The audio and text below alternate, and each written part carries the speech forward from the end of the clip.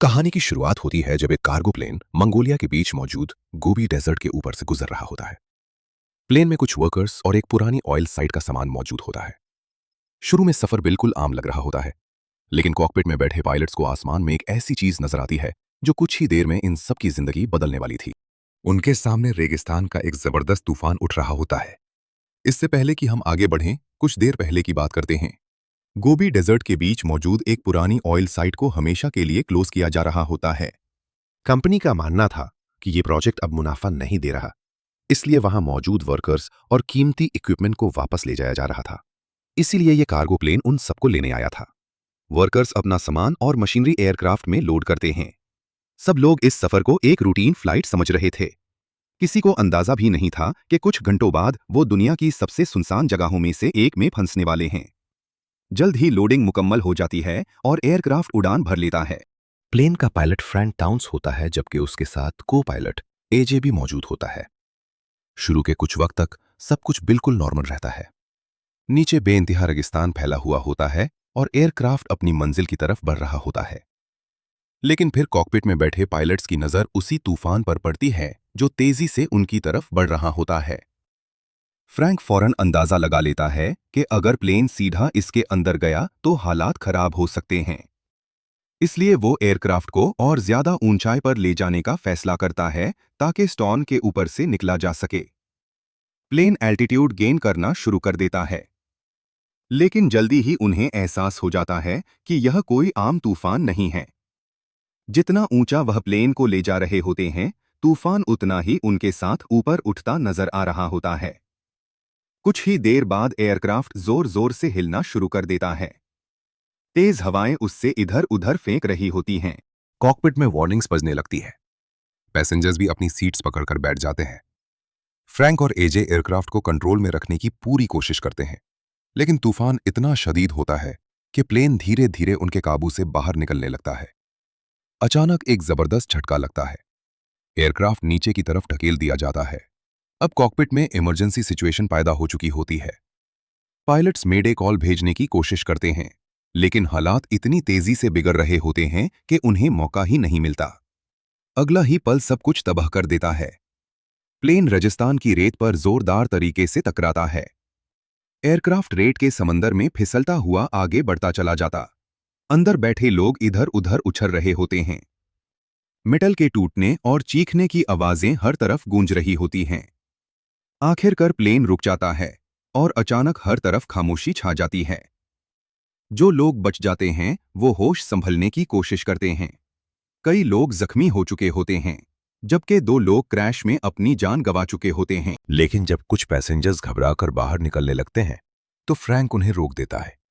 बाहर तूफान अभी भी पूरी शिद्दत से चल रहा होता है। 300 मील प्रति हवर की हवा किसी भी इंसान को कुछ ही लम्हों में उड़ा सकती थी। मजबूरन सबको एयरक्राफ्ट के अंदर ही इंतजार करना पड़ता है। घंटे गुजरते रहते हैं और राजस्थान की रेत लगातार एयरक्राफ्ट को धकती जाती है। आखिरकार जब तूफान कम होता है तो सब एहतियात से बाहर निकलते हैं, लेकिन बाहर का मंजर देखकर सब सुन रह जाते हैं। प्लेन का बड़ा हिस्सा रेत में दफन हो था। जहां तक नजर जाती है सिर्फ राजस्थान ही राजस्थान नजर आता है। न कोई रोड, न कोई आबादी, न कोई मदद। सबसे पहले वो क्रैश में मरने वाले दोनों लोगों को दफन करते हैं। उसके बाद सब लोग प्लेन के साए के नीचे जमा होते हैं, क्योंकि धूप इंतहाई सख्त होती है। अब उन्हें अपनी असली सिचुएशन समझनी थी। कितना खाना बचा है, कितना पानी मौजूद है, कौन जख्मी है, और सबसे जरूरी वो आखिर है कहां। फ्रैंक मैप निकालकर अपनी लोकेशन पता करने की कोशिश करता है, लेकिन जल्दी ही एक परेशान कर देने वाली बात सामने आती है। क्रैश से पहले एयरक्राफ्ट अपना रूट खो चुका था। उन्हें सिर्फ इतना पता था कि वो गोबी डेजर्ट के बीच कहीं मौजूद हैं, मगर कहां, इसका जवाब किसी के पास नहीं था। एक आदमी तजवीज देता है कि रात को कंपस की मदद से किसी आबादी की तरफ चलने की कोशिश की जाए, लेकिन फौरन जवाब मिलता है कि इस इलाके के कई पत्थर मैग्नेटिक हैं, यानी कंपस पर भरोसा करना भी मुमकिन नहीं था। अब उनके पास ना लोकेशन थी, ना डायरेक्शन, ना रेस्क्यू का कोई सिग्नल और ना ही मदद की कोई उम्मीद।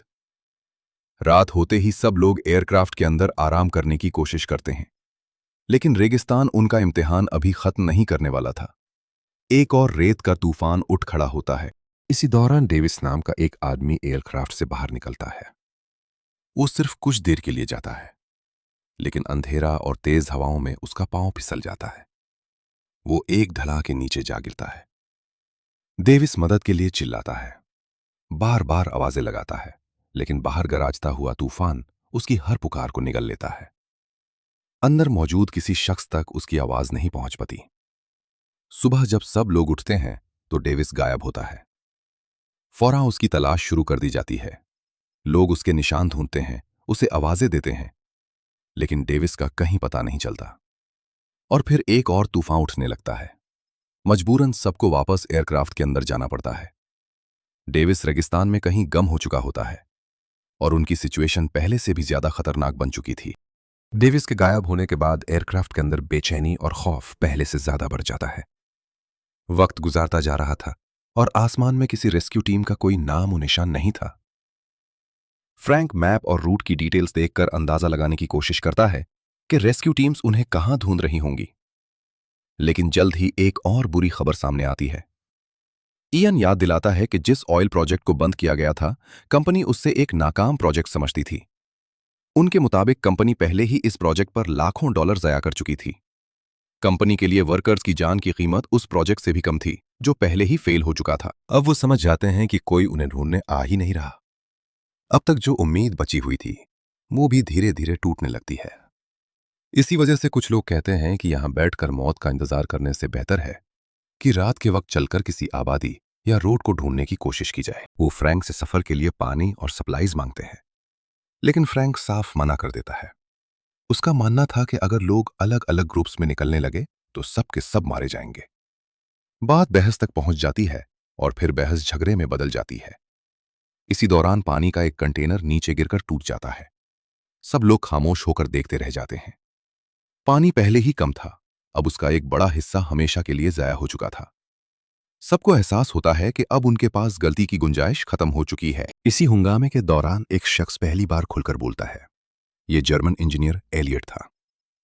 अब तक वो ज्यादातर खामोश रहता आया था, लेकिन अब वो एयरक्राफ्ट के डैमेज को देखते हुए एक अजीब सी बात करता है। उसका कहना था कि क्रैश के बावजूद एयरक्राफ्ट के कुछ सबसे अहम हिस्से अभी भी सलामत हैं। सब उसकी तरफ हैरानी से देखते हैं। वो कहता है कि अगर फ्यूजलाज और कुछ जरूरी पार्ट्स बच गए हैं तो वो लोग एक नया एयरक्राफ्ट बना सकते हैं। सब लोग हंसना शुरू कर देते हैं। फ्रैंक भी इस आइडिया को मजाक समझता है। वो पूछता है कि क्या उसको एयरक्राफ्ट के बारे में कुछ पता भी है। तब एलियट जवाब देता है कि मैं एयरक्राफ्ट डिजाइन करता हूं। ये सुनते ही माहौल बदल जाता है। अब लोग उसकी बात को संजीदगी से लेना शुरू करते हैं। अगर वो वाकई एयरक्राफ्ट डिजाइनर था तो शायद उसके पास कोई ऐसा प्लान हो जो बाकी लोग नहीं देख पा रहे। लेकिन फ्रैंक अब भी मुतमईन नहीं होता। वो कहता है कि एयरक्राफ्ट बनने से पहले ही सब लोग प्यास और थकन से मर जाएंगे। एलियट फिर भी अपनी बात पर कायम रहता है। उसका मानना था कि उनके बचने का यही एक चांस है। रात हो जाती है। सब लोग थके हुए एयरक्राफ्ट के अंदर लौट जाते हैं। लेकिन अगली सुबह एक और मुश्किल उनका इंतजार कर रही होती है। लिटिल नाम का एक पैसेंजर गायब होता है। जल्द ही रेत पर उसके कदम के निशान मिलते हैं। ये देखकर सब समझ जाते हैं कि वो अकेला ही रेगिस्तान पार करने निकल गया है। केली फौरन कहती है कि वो उसके पीछे जाएगी, लेकिन फ्रैंक उसे रोक देता है और वो खुद लिटिल को वापस लाने का फैसला करता है। फ्रैंक ट्रैक्स का पीछा करना शुरू कर देता है। धूप इंतहाई सख्त होती है। हर गुजारता मिनट उसकी ताकत कम कर रहा था, लेकिन वो रुकता नहीं। काफी देर बाद उसके सामने पत्थरों का एक इलाका आता है। यहां पहुंचकर कदम के निशान गायब हो जाते हैं। अब फ्रैंक को अंदाजा लगाना पड़ता है कि लिटिल किस तरफ गया होगा। इसी तलाश के दौरान उसे जमीन पर एक किताब नजर आती है। यह लिटिल की थी। अब फ्रैंक समझ चुका था कि वो सही रास्ते पर है। अब उसकी नजर एक और चीज पर पड़ती है। कुछ ही फासले पर एक लाश पड़ी थी। फ्रैंक उसके पास जाता है और जो मंजर उसके सामने आता है वो उसे हिलाकर रख देता है। ये लाश डेविस की थी, वही आदमी जो कुछ दिन पहले तूफान में गायब हुआ था। उसका जिस्म रेत में आधा दफन होता है। सिर्फ उसका ऊपर वाला हिस्सा नजर आ रहा होता है। डेविस मर चुका था, लेकिन इससे भी ज्यादा परेशान करने वाली बात अभी बाकी थी। पास ही गोलियों के खोखे नजर आते हैं। लाश पर गोलियों के बेशुमार निशान मौजूद थे। ऐसा लग रहा था जैसे किसी ने उसे टारगेट प्रैक्टिस के लिए इस्तेमाल किया हो। अब फ्रैंक को समझ आ जाता है कि रेगिस्तान में वो लोग अकेले नहीं हैं, यहां कोई और भी है। इसी दौरान लिटिल सामने आता है। वो बुरी तरह ढका हुआ और रेत से भरा हुआ था। फ्रैंक उसे समझाता है कि अकेला चलना मौत को दावत देने के बराबर है। साथ ही वो उसे डेविस की लाश दिखाता है। अब लिडल को भी एहसास हो जाता है कि रेगिस्तान में घूमना कितना खतरनाक है। आखिरकार वो फ्रैंक के साथ वापस चलने पर राजी हो जाता है। जब दोनों वापस प्लेन के पास आते हैं तो फ्रैंक उन्हें डेविस की मौत के बारे में बताता है। सब समझ जाते हैं कि यहां रुकना भी खतरनाक है और पैदल निकलना भी। यानी उनके पास बचने का सिर्फ एक ही रास्ता है, एलियट वाला प्लान, एयरक्राफ्ट बनाना। और इसी के साथ आखिरकार सब लोग एक मुश्किल फैसला करते हैं। वो फीनिक्स बनाएंगे, एक ऐसा एयरक्राफ्ट जो किसी फैक्ट्री में नहीं बल्कि एक क्रैश हुए एयरक्राफ्ट के मलबे से पैदा होने वाला था। सब लोग एलियट के प्लान पर राजी तो हो जाते हैं, लेकिन किसी को भी यकीन नहीं होता कि रेगिस्तान के बीच एक क्रैश हुए एयरक्राफ्ट से नया प्लेन बनाना मुमकिन भी है या नहीं। अगले ही दिन सब अपना काम बांट लेते हैं। कोई एयरक्राफ्ट के डैमेज पार्ट्स अलग कर रहा होता है, कोई मेटल काट रहा होता है, तो कोई एलियट की इंस्ट्रक्शंस फॉलो करते हुए नए स्ट्रक्चर की तैयारी में लग जाता है। दिन भर सख्त गर्मी में काम करने के बाद भी वो लोग रात को आराम नहीं करते। हर गुजारते दिन के साथ एयरक्राफ्ट की शक्ल पहले से ज्यादा साफ नजर आ रही थी, लेकिन रेगिस्तान हर बार उनका इम्तिहान लेने के लिए तैयार बैठा था। एक रात अचानक आसमान पर घने बादल छा जाते हैं। कुछ ही देर बाद हल्की हल्की बारिश शुरू हो जाती है। इतने दिनों बाद पानी देखकर सब खुशी से झूम उठते हैं। कुछ लोग अपने कंटेनर्स लेकर बारिश का पानी जमा करने के लिए आगे बढ़ते हैं, लेकिन फ्रैंक उन्हें फौरन रोक देता है। उसे अंदाजा हो जाता है कि ये आम बारिश नहीं है। आसमान में लगातार बिजली चमक रही होती है और अगर बिजली सीधा एयरक्राफ्ट पर गिर गई तो विंग्स में मौजूद फ्यूल एक ही पल में सब कुछ उड़ा सकता था। ये बात सुनते ही एलियट भी फौरन सिचुएशन समझ जाता है। वो सबको चिल्लाकर एयरक्राफ्ट को ग्राउंड करने का कहता है। सब लोग अपनी जान बचाने के लिए एयरक्राफ्ट से दूर भागते हैं। इसी दौरान एलियट की नजर पड़ती है कि सिस्टम अभी मुकम्मल नहीं हुआ। वो दोबारा एयरक्राफ्ट की तरफ भागता है। फ्रैंक ये देखते ही बिना कुछ सोचे उसके पीछे भागता है और अगले ही लम्हे एक जबरदस्त बिजली एयरक्राफ्ट पर गिरती है। पूरा रेगिस्तान उस रोशनी से चमक उठता है। कुछ लम्हों बाद जब सब आंखें खोलते हैं तो देखते हैं कि एयरक्राफ्ट महफूज खड़ा है। उनकी मेहनत काम आ चुकी थी। इसी दिन से वो अपने नए एयरक्राफ्ट का नाम रख देते हैं फीनिक्स, बिल्कुल उस परिंदे की तरह जो अपनी ही राख से दोबारा जन्म लेता है। और वाकई ये एयरक्राफ्ट भी एक तबाह हो चुके प्लेन के मलबे से दोबारा पैदा हो रहा था। कंस्ट्रक्शन दोबारा शुरू हो जाती है। हर दिन के साथ सब लोग एलियट पर पहले से ज्यादा भरोसा करने लगते हैं। कैली कुछ देर के लिए एयरक्राफ्ट से दूर जाकर आराम कर रही थी। तभी उसे दूर कहीं से गोलियों की आवाज सुनाई देती है। वो फौरन बाकी लोगों को इस बात की खबर देती है। रात होने का इंतजार किया जाता है। फिर बाइनोक्यूलर्स की मदद से सब उस तरफ देखते हैं। दूर रेगिस्तान में कुछ लोग आग के करीब नजर आ रहे होते हैं। ये देखकर सबके दिल में उम्मीद पैदा होती है, शायद वो उनकी मदद कर सकें। लेकिन फ्रैंक इतनी जल्दी किसी नतीजे पर नहीं पहुंचता। काफी घूर करने के बाद उन्हें अंदाजा होता है कि ये आम मुसाफिर नहीं बल्कि हथियारों के स्मगलर हैं। अब सवाल ये था कि उनके पास जाना भी चाहिए या नहीं।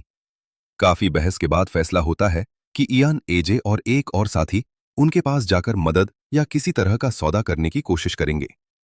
फ्रैंक दूर चुपकर पिस्टल के साथ उन पर नजर रखेगा। प्लान के मुताबिक तीनों स्मगलर्स के कैंप की तरफ बढ़ते हैं। फ्रैंक कुछ फासले पर छुपकर उन्हें कवर दे रहा होता है। सब कुछ ठीक चल रहा होता है, लेकिन अचानक एक और पैसेंजर जो फ्रैंक के पीछे आया था गलती से आवाज कर देता है।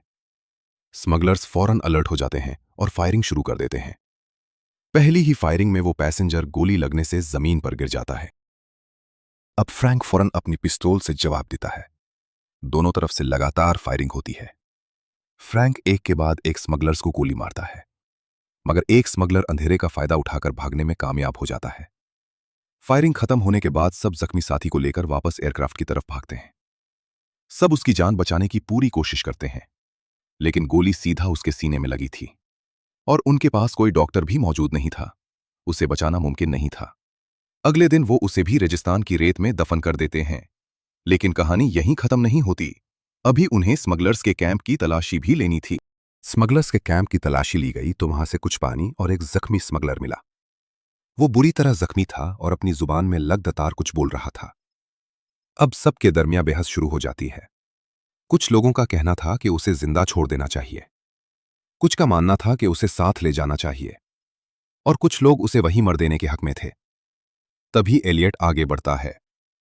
वो बिना किसी को बताए पिस्तौल उठाता है और स्मगलर को मार देता है। सब हैरान रह जाते हैं।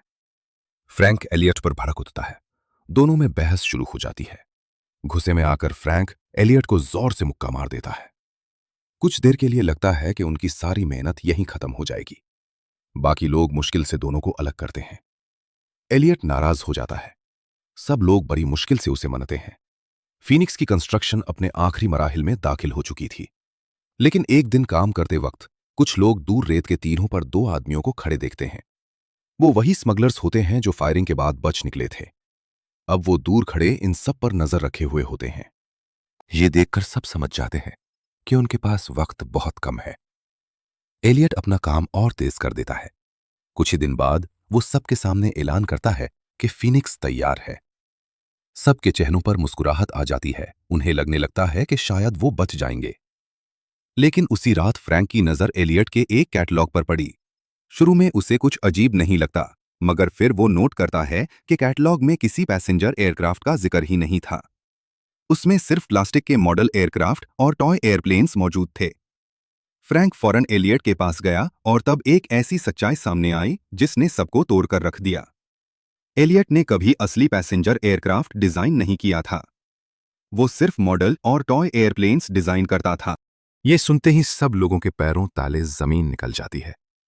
जिस आदमी पर वो इतने दिनों से अपनी जिंदगी का भरोसा कर रहे थे, उसने कभी एयरक्राफ्ट बनाया ही नहीं था। इयन गुस्से से पागल हो जाता है। वो बंदूक निकालकर एलियट को गोली मार देना चाहता है। बाकी लोग मुश्किल से यूज रोक पाते हैं। उधर एलियट टूट चुका होता है। उसकी आंखों में आंसू थे, लेकिन फिर भी वो एक ही बात बार बार कहता रहता है, मेरा प्लेन उड़ेगा, मुझे पता है ये उड़ेगा। लेकिन अब उसकी बात पर यकीन करने वाला शायद कोई नहीं था। इसी दौरान एक जबरदस्त राजस्थानी तूफान आ जाता है। मजबूरन सब लोग एयरक्राफ्ट के अंदर पनाह लेते हैं। कई घंटों बाद जब तूफान रुकता है, सब बाहर निकलते हैं और ये मंजर देखकर उनकी बच्ची कुची उम्मीद भी टूट जाती है। पूरा फीनिक्स रेत के नीचे दफन हो चुका था। जिस एयरक्राफ्ट को बनाने में उन्होंने इतनी मेहनत की थी, वो दोबारा राजस्थान के हवाले हो चुका था। कुछ देर के लिए हर तरफ खामोशी छा गई। फिर फ्रैंक आगे बढ़ता है। वो सबको याद दिलाता है कि अगर अब उन्होंने हिम्मत हार दी तो वो यहीं मर जाएंगे, लेकिन अगर आज अपनी बची हुई ताकत लगा दी तो शायद घर लौटने का एक मौका अभी भी बाकी है। उसकी बात सबके दिल को छू जाती है। अगले ही पल सब लोग रस्सी बांधकर फीनिक्स को रैट से बाहर खींचना शुरू कर देते हैं। कई घंटों की मेहनत के बाद आखिरकार फीनिक्स दोबारा रैट से बाहर आ जाता है। अब सबसे जरूरी इम्तिहान शुरू होना था, इंजन स्टार्ट करना। एयरक्राफ्ट को स्टार्ट करने के लिए उनके पास सिर्फ 5 कार्ट्रिजेस बची थी, यानी 5 ही मौके। पहली कोशिश की जाती है, लेकिन इंजन से कोई रिस्पॉन्स नहीं मिलता। दूसरी बार कोशिश की जाती है। इस बार इंजन के फैंस चलना शुरू कर देते हैं। सबके चेहरे खिल उठते हैं, लेकिन कुछ ही सेकंड्स बाद सब कुछ दोबारा बंद हो जाता है। तीसरी कोशिश भी बिल्कुल इसी तरह नाकाम रहती है। अब सिर्फ 2 मौके बाकी बचे थे। फ्रैंक कुछ लम्हे सोचता है, फिर वो चौथी कार्ट्रिज इस्तेमाल करता है, लेकिन इस बार इंजन स्टार्ट करने के बजाय सिर्फ सिलेंडर को क्लियर करता है। अचानक इंजन के अंदर से आग निकलती है। सब घबरा जाते हैं, लेकिन फ्रैंक के चेहरे पर पहली बार उम्मीद नजर आती है। उसने इंजन की ब्लॉकेज दूर कर दी थी। अब सिर्फ एक आखिरी मौका बचा था। फ्रैंक गहरी सांस लेता है और 5वीं कार्ट्रिज फायर करता है। एक बार फिर फैंस घूमना शुरू होते हैं। सबकी सांसें रुक जाती हैं। कुछ लम्हों तक लगता है कि यह भी पहले की तरह बंद हो जाएगा, लेकिन फिर इंजन की गराज पूरे राजस्थान में गूंज उठती है। फीनिक्स जिंदा हो चुका था। खुशी से सब लोग एयरक्राफ्ट के अंदर बैठना शुरू करते हैं। तभी स्मगलर्स काफी दूर से बड़ी तादाद में घोड़ों पर सवार उनकी तरफ आ रहे होते हैं। फ्रैंक फौरन एयरक्राफ्ट को रनवे की तरह सीधी रेत पर दौड़ाना शुरू करता है। पीछे से स्मगलर्स लगातार फायरिंग कर रहे होते हैं। गोलियां एयरक्राफ्ट के बॉडी से टकरा रही होती हैं। अचानक एक गोली रडर को लगती है। एयरक्राफ्ट का कंट्रोल बिगड़ने लगता है। ये देखते ही एलियट एयरक्राफ्ट के पिछले हिस्से की तरफ जाता है। जान की परवाह किए बगैर वो उड़ते हुए एयरक्राफ्ट पर ही रडर को ठीक करना शुरू करता है। उधर बाकी लोग एयरक्राफ्ट के दोनों विंग्स को मजबूती से पकड़े हुए होते हैं। स्मगलर्स अब भी उनके बिल्कुल पीछे थे। एयरक्राफ्ट रेत पर उछलता हुआ आगे बढ़ता रहता है। सबकी नजरें सिर्फ एक चीज पर टिकी थी, क्या यह वाकई उड़ पाएगा? और फिर फीनिक्स जमीन छोड़ देता है। एयरक्राफ्ट हवा में उठने लगता है। नीचे खड़े स्मगलर्स बस देखते रह जाते हैं। जिस एयरक्राफ्ट को वो कभी कभार समझ रहे थे, वही अब आसमान की तरफ परवाज कर रहा होता है। सबकी आंखों में सुकून और खुशी साफ नजर आ रही होती है। फिल्म के आखिरी सीन में फीनिक्स सूरज की तरफ उड़ता हुआ नजर आता है और सूरज के गुरूब के साथ वो धीरे धीरे एक शहर की तरफ बढ़ने लगता है। ये सिर्फ एक एयरक्राफ्ट की परवाज नहीं थी, बल्कि उम्मीद, हिम्मत और हार न मानने वाले जज्बे की जीत थी।